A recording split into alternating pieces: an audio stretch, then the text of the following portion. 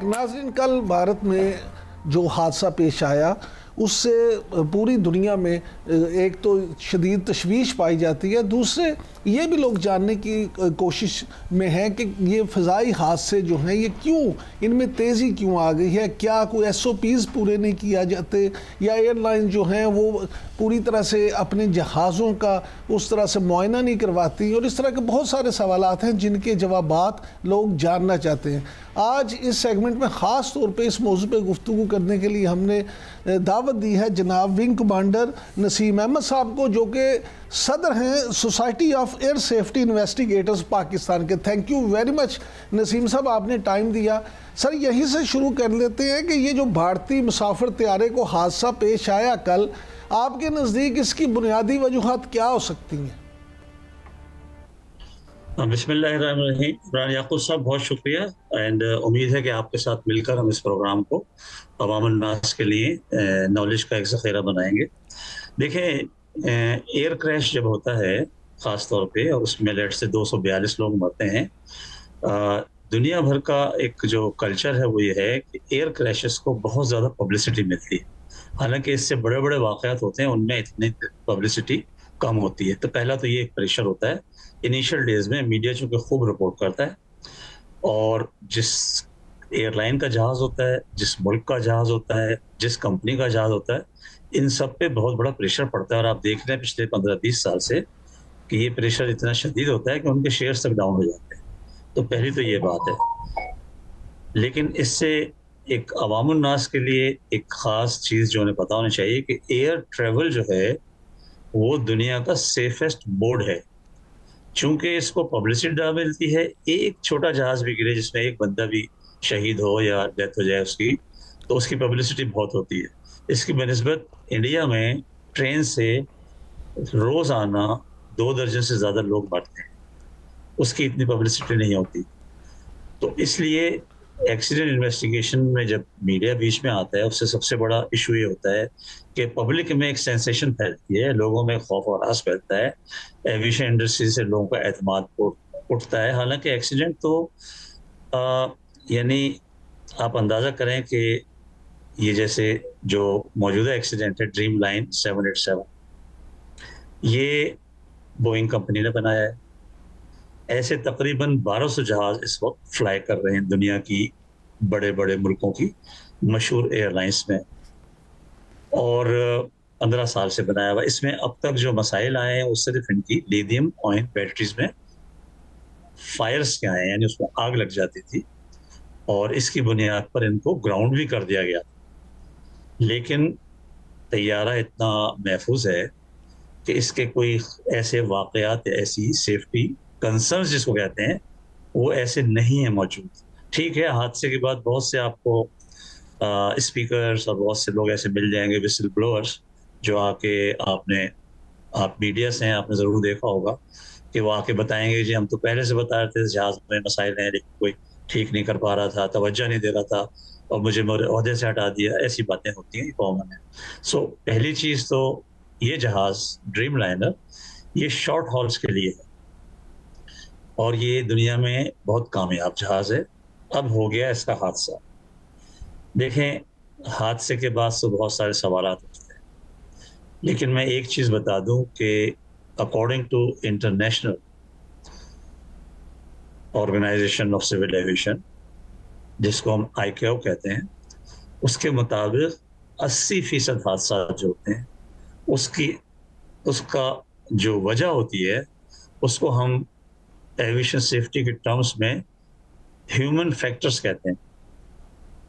इसको आप इस तरह समझें कि देखें, आज से 50 साल पहले जो हादसा होते थे वो सिर्फ टेक्निकल फैक्टर्स की वजह से होते थे, यानी डिज़ाइन इतने पुराने थे। सर नसीम साहब यहाँ मेरा एक ज़िमनी सवाल ले लें इसी हवाले से।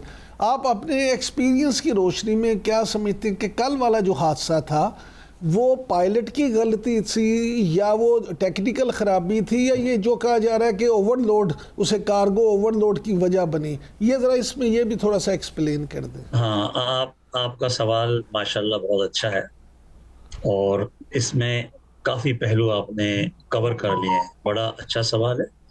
और मैं आपको इसका जवाब दूंगा। और जहां से मैं बात, आपने ज़िमनी सवाल पूछा, मैंने आपको बताया था ह्यूमन फैक्टर्स। तो बिल्कुल। जब तक मैं इस तरफ नहीं आऊंगा आपको इस सवाल का जवाब नहीं मिलेगा। जी। सो आज से अगर 50 साल पहले जाएं, तो चूंकि टेक्नोलॉजी इतनी एडवांस नहीं थी उस जमाने के लिहाज से, तो हादसा अमूमन जहाज में आग लग जाना, जहाज का टूट जाना, इंजन का बंद हो जाना, फ्यूल का खराब हो जाना, तो ये हादसा होते थे टेक्निकल रीजंस की वजह से।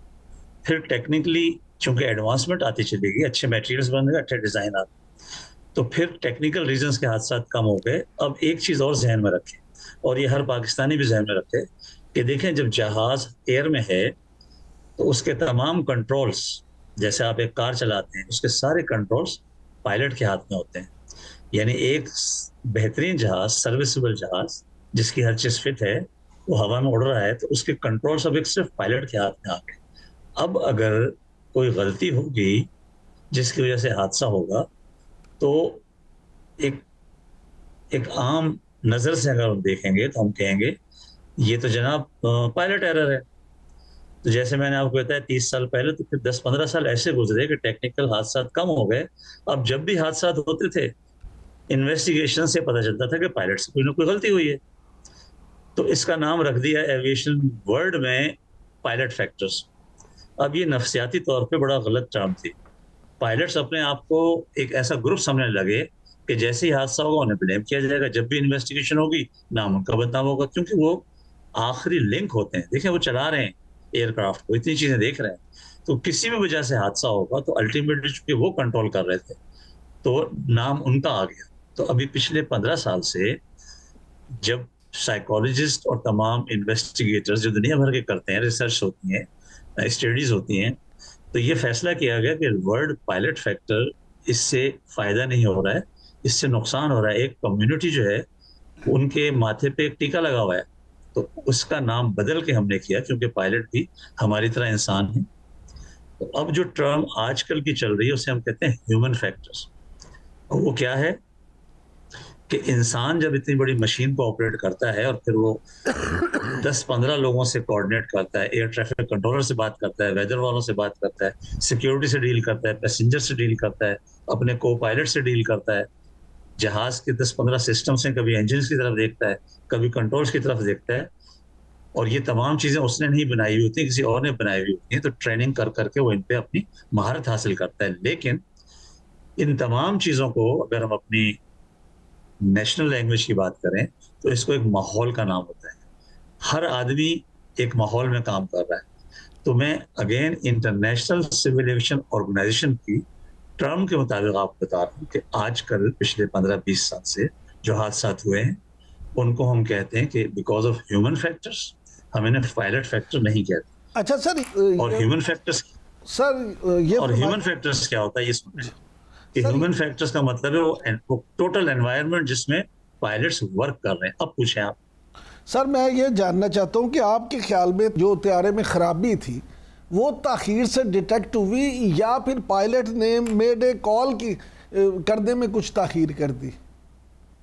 हाँ देखें, ये भी बिल्कुल आप देखें, ये जो आपने सवाल किया और जो आपकी तरह बेशुमार लोग एक ही सवाल करते हैं आफ्टर एवरी एक्सीडेंट, कि वो जल्द से जल्द चाहते हैं कि हमें हादसे का नतीजा पता चल जाए, जबकि हादसे का असल नतीजा, तो यकीन करें कि यूरोप के अंदर भी 8-8 10-10 साल भी लग जाते हैं पास।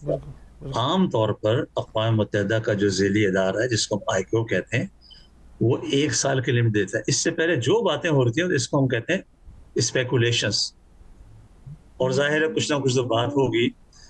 तो ये मैंने कल भी कहा था काफ़ी टीवी चैनल्स पे कि देखें, अगर आप कॉकपिट में कभी बैठे हो या कभी आप सोचें, या आजकल तो मॉडर्न टेक्निकल ज़माना है, आप एक कॉकपिट को अच्छी तरह देख सकते हैं। कॉकपिट के अंदर एक फीडबैक कंट्रोल सिस्टम होता है, यानी पायलट को तमाम किस्म की इंफॉर्मेशन मिलती है कि उसकी स्पीड क्या है, उसकी हाइट क्या है, उसका फ्यूल कितना है, उसके इंजन कैसे काम कर रहे हैं। उसको हर किस्म की, तकरीबन समझें कि मैं गिन नहीं सकता, 100 किस्म की इंफॉर्मेशन मिलती है। उसका जो कॉकपिट है वो लाइट से, स्विचेस से, लीवर से, स्क्रीन से आजकल का जो है वो भरा हुआ होता है। इन हालात के अंदर जो आपका सवाल है, ये मुमकिन है और अमूमन यही वजह होती है। बिलाखिर हम उसे ह्यूमन फैक्टर्स ही कहेंगे कि जब कोई प्रॉब्लम्स पैदा होती हैं तो उनकी वार्निंग्स आती हैं। ठीक है, देखें, वार्निंग आने से पहले चीज विद इन लिमिट होती है। जैसे आप भी समझते हैं कि कोई चीज है, एक चीज आहिस्ता चल रही है लेकिन ठीक है, कबूल है, लेकिन जब वो एक लिमिट क्रॉस करती है और कम हो जाती है, पंखा ऊपर चल रहा है, जरा कम होगा, हमें कोई मसला नहीं होगा, और कम होगा, जब हमें गर्मी लगेगी तो हमारी तवज्जो उस तरफ जाएगी, फिर हम उसे या तेज करेंगे हल्का और कबूल कर लेंगे। तो कॉकपिट में जो फीडबैक एंड कंट्रोल सिस्टम है उसके मुताबिक पायलट को उन चीजों की जो काबिल कबूल नहीं है या खराबी की तरफ जा रही है, जिससे फ्लाइट पे असर पड़ सकता है, उसके मुताल्लिक कुछ वार्निंग्स दी जाती हैं। वो वार्निंग्स मुख्तलिफ अकसाम की होती हैं, डिपेंडिंग ऑन कौन सी चीज़ खराब है। और अगर बहुत ही मामूली चीज़ खराब है जिसकी वजह से फ्लाइट पे कोई असर नहीं पड़ता है, तो हो सकता है वो सिर्फ नजर आती रहे लेकिन कोई शोर नहीं बचे। अच्छा सर, आखिर अब मैं आता हूँ उन शदीद शदीद शदीद वार्निंग की तरफ से। जी घंटियां बजती हैं, जी जी जी। रेड लाइट्स जलती है, आवाजें आती हैं हर किस्म की। अब अगर पायलट इनको देख के एनालाइजिंग के अंदर मशगूल हो और उसे कुछ मुश्किल हो रही हो, तो ये प्रॉब्लम को थोड़ी देर हो जाती है। तो आपके इस एयरक्राफ्ट में माइट भी पॉसिबिलिटी है कि असल प्रॉब्लम को उन्होंने देर से डिटेक्ट किया हो, और जब वो उसको हैंडल करने लग रहे हैं तो हैंडल करने के अंदर एक एक बेहतर तरीके से हैंडल ना कर पाए हों और इतनी जल्दी ये हादसा पेश आ गया। अच्छा सर, आखिर में सर सिर्फ ये फरमाइएगा कि दुनिया में जो बढ़ते हुए ये ट्रैफिक हादसात हैं, क्या आप समझते हैं कि इसकी एक बुनियादी वजह एयर ट्रैफिक में इजाफा भी है? देखें, अगर आप हादसात की एक हर चीज को हम देखते हैं परसेंटेज भी, कि दिन में कितने जहाज उड़ते हैं और कितने हादसात होते हैं, तो आप समझ लीजिए कि 1 मिलियन फ्लाइट्स अगर होती है ना, 1 मिलियन फ्लाइट्स पूरी दुनिया में, उसके विद इन दैट अगर कोई हादसा हो तो उसको हम बहुत सीरियसली लेते हैं। तो एक्सीडेंट्स का नंबर अगर हम रेशो के हिसाब से देखें तो पूरे वर्ल्ड में कंट्रोल हो गया है। ये डेवलप्ड वर्ल्ड में 1 से कम है, यानी 1 मिलियन फ्लाइट्स में एक एक्सीडेंट होता है। और जो अंडर डेवलप्ड वर्ल्ड है, जिसमें इंडिया, पाकिस्तान, श्रीलंका, बांग्लादेश, अफ्रीका शामिल है, इसमें ये रेशो 1 से जरा ज्यादा है, लेकिन 2 तक जाता है, यानी 1 मिलियन फ्लाइट में 2 एक्सीडेंट्स। तो एक्सीडेंट्स का रेशो तो बहुत कम है। और लेकिन चूंकि number of aircraft in the air बढ़ता चला जा रहा है, एविएशन ग्रोथ कर रही है, तो उसकी वजह से अब जो नंबर ऑफ एक्सीडेंट्स है ना, परसेंटेज नहीं, नंबर ऑफ एक्सीडेंट्स आपको ज्यादा लग रहे हैं।